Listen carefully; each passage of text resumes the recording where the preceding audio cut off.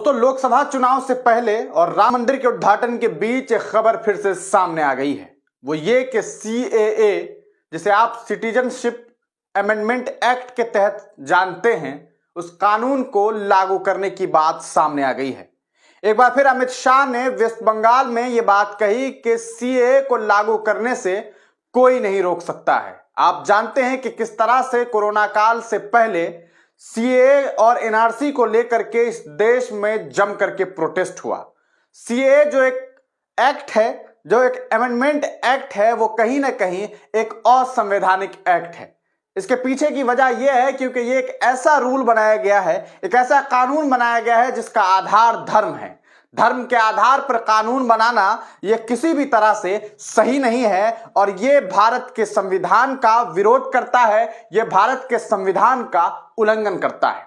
लेकिन एक बार फिर 2024 में चुनाव से पहले यह बात साफ हो गई है कि लोकसभा चुनाव से पहले, चाहे वो 1 महीना पहले हो, 1.5 महीना पहले हो या 15 दिन पहले हो, इस लॉ को लेकर के, इस कानून को लेकर के अधिसूचना जारी किया जा सकता है। अब यह खबर साफ हो गई है क्योंकि अमित शाह ने अभी कुछ ही दिनों पहले बंगाल में इसको लेकर के स्पीच में कहा, उन्होंने भाषण में यह बात कही कि सीए को लागू करने से कोई नहीं रोक सकता है। तो अब गवर्नमेंट ऑफिशियल से यह खबर सामने आ रही है कि सीए लागू होने वाला है और जैसे ही सीए लागू होगा, आप सीए को एक अलग नजरिए से देखते होंगे, लेकिन अगर आप सीए को एनआरसी और एनपीआर के तहत देखेंगे तो आपको मालूम चल जाएगा कि किस तरह से सीए भारत के मुसलमानों के लिए, भारत के दलितों के लिए, भारत के अल्पसंख्यकों के लिए और खास करके भारत के मुसलमानों के लिए एक बहुत बड़ा खतरा है।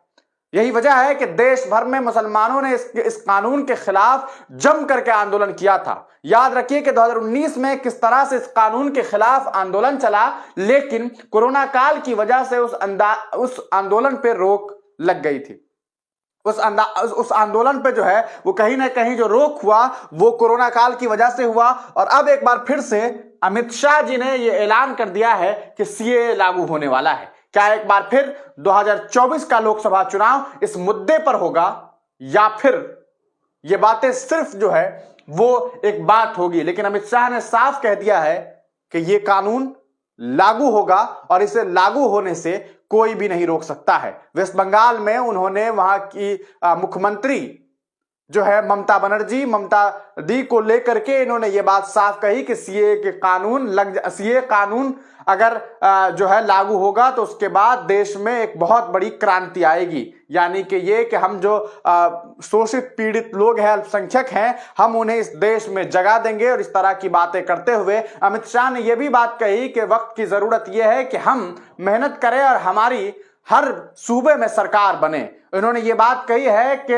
अगर गौ हत्या को रोकना है वेस्ट बंगाल में तो वहां पर भाजपा सरकार का होना जरूरी है। आइए सबसे पहले देखते हैं कि इस पूरे मामले पर क्या कुछ मीडिया में खबरें सामने आ रही है। अगर आप खबरों को देखेंगे तो आपको तमाम मामलात समझ में आ जाएंगे। अब देखिए कि क्या कुछ खबरें सामने आ रही है। नियमों को तैयार कर लिया गया है और 1-2 महीने में अधिसूचना जो है वो जारी कर दिया जाएगा। पिछले दिनों पश्चिम बंगाल में गृह मंत्री ने इस कानून को लेकर के ये मामला साफ कर दिए थे कि सीए देश का कानून है और इसे लागू करने से कोई नहीं रोक सकता है। ये आप अमित शाह जी की तस्वीर देख रहे हैं। सीए के जुड़े नियमों को 1-2 महीने में अधिसूचित कर दिया जाएगा, ये बात सामने आ रही है। 2019 के लोकसभा चुनाव के बाद बड़ा राजनीतिक मुद्दा बना रहा नागरिक संशोधन कानून। सीए 2024 के लोकसभा चुनाव के पहले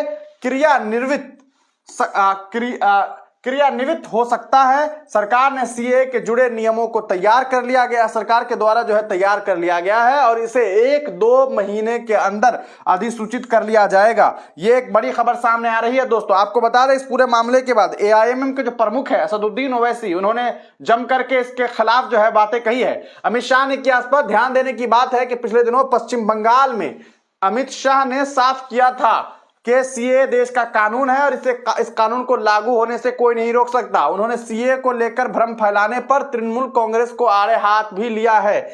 ये बात जो है सामने आ रही है। आपको बताएं कि किस तरह से जो है लगातार प्रोटेस्ट हुआ था। सीए क्या है इसके बारे में देखिए कि ध्यान देने की बात है कि सीए के तहत अफगानिस्तान, पाकिस्तान, बांग्लादेश से 31 दिसंबर 2024 के पहले आने वाले 6 अल्पसंख्यक हिंदू, ईसाई, सिख, जैन, बौद्ध और पारसी। लेकिन फिर इसमें मुस्लिम क्यों नहीं है? क्यों नहीं है मुस्लिम?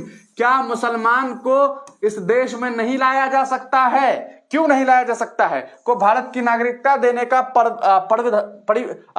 परिविधान है। इसके लिए इन 3 देशों से आए विस्थापित को कोई दस्तावेज देने की भी जरूरत नहीं है। उन्हें नागरिकता देने की प्रक्रिया जो है को सुगम बनाने के लिए ऑनलाइन कराने की तैयारी हो रही है। जिस देश में खुद भीड़ लगी हुई है उस देश में और लोगों को बुलाने की क्या जरूरत है? सवाल तो यह उठता है कि जिस देश में खुद जनसंख्या इतनी ज्यादा है, गरीबी मुफलिसी इतनी ज्यादा है, यहां पर किसी और मुल्क से क्यों किसी को बुलाया जाएगा?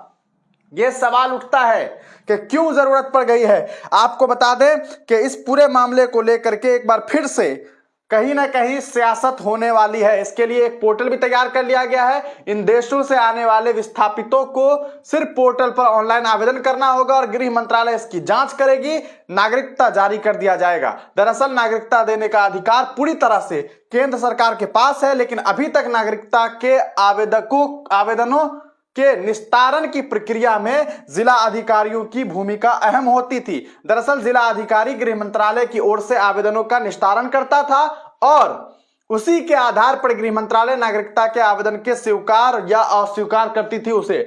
लेकिन कई ऑनलाइन प्रक्रिया में जिला अधिकारियों की भूमिका सीमित होगी और नागरिकता देने में तेजी आएगी।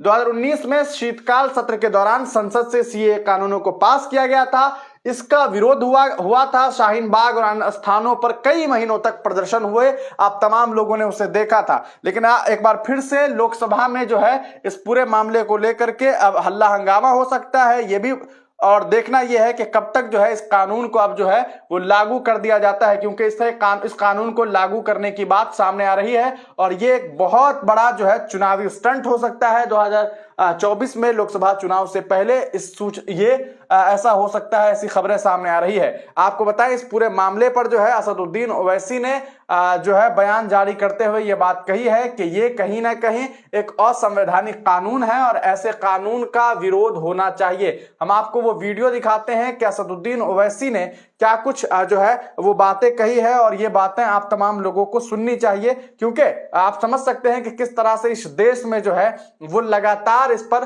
वार्तालाप होता रहा है और फिर एक दफा इस पर जो है is anti-constitution. It is a law which has been made on the basis of religion, and please understand that CAA must be read with and understood with NPR and NRC, which will lay down conditions of to lay down conditions to prove your citizenship of this country. And I'm telling you, if that happens, it will be a grave injustice, especially to the Muslims, to the Dalits, and to the especially poor people of India, irrespective of which caste and religion they belong to. It is unconstitutional because it is made on religion. तो दोस्तों आपने असदुद्दीन ओवैसी को सुना कि उन्होंने साफ साफ ये बात कही है कि ये कानून सिर्फ और सिर्फ सीएए के तौर पे नहीं देखा जाए, बल्कि एनआरसी और एनपीआर के तहत देखा जाए, क्योंकि अगर एनआरसी एनपीआर होता है तो देश में कई सारे ऐसे लोग होंगे जो अपना जो है वो साबित नहीं कर पाएंगे कि वो इंडियन है, क्योंकि तमाम कागजात वो लोग प्रूफ मांग रहे हैं, कागज उन्हीं के पास है, लेकिन जबरदस्ती ऐसा होगा। और अगर ऐसा होता है तो इसके बाद भारत के अल्पसंख्यकों को बड़ा नुकसान होने वाला है। अब देखना यह है कि क्या यह कानून जो है वो लागू किया जाता है या फिर 2024 लोकसभा चुनाव से पहले एक बार फिर इस कानून को लागू करते हुए या लागू करने के नाम पर एक बहुत बड़ी कहा जा सकता है सियासी चाल चली जा सकती है। आप तमाम लोगों का इसको लेकर के क्या कुछ सोचना है, अपनी राय कमेंट सेक्शन में जरूर दीजिएगा। तब तक के लिए दीजिए इजाजत, फिर मिलेंगे किसी नई वीडियो के साथ, किसी नई पेशकश के साथ।